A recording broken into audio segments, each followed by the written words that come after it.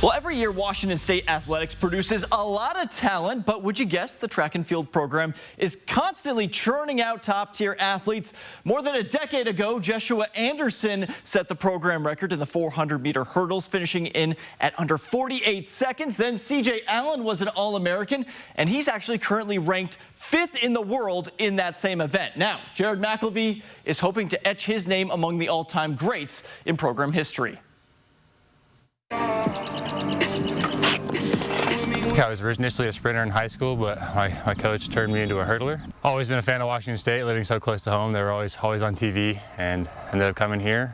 It might be easy to assume elite athletes don't come out of a region most known for its wine, but that simply wouldn't be true. 4 years ago, I was just a kid at home played video games and Walla Walla, going out and wheat fields everywhere, and so it's pretty cool to see kind of where I've gone now.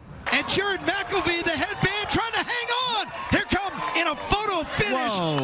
Now, 4 years later, Jared Mcalvey, the kid from small-town Washington, can add Pac-12 champion to his name. That's kind of what I've been grinding towards. I had that posted up on my mirror at home that I just kept looking at over and over and over again to remind myself of the end goal. At the Pac-12 championships last year, Jared missed out on the title by 9/10 of a second. I felt like last year I was pretty dedicated, but I really wanted to take that next step and do everything right that I could. I think he really has become a student of his event and has really worked well to understand the nuances of that event, and it's showing up with being a Pac-12 champion. And that work over the past year ended up making the difference.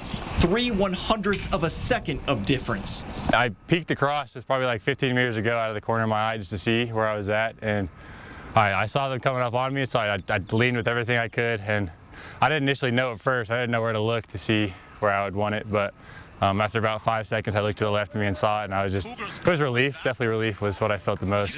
Relief in arguably the hardest event in the sport, where the name of the game is survive and advance.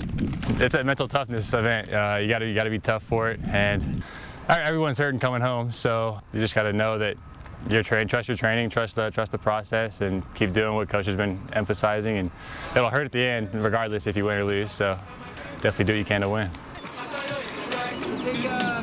Now, for the third straight year, Jared's going to compete in the NCAA West first round, with his first race coming up on Wednesday evening in Fayetteville, Arkansas.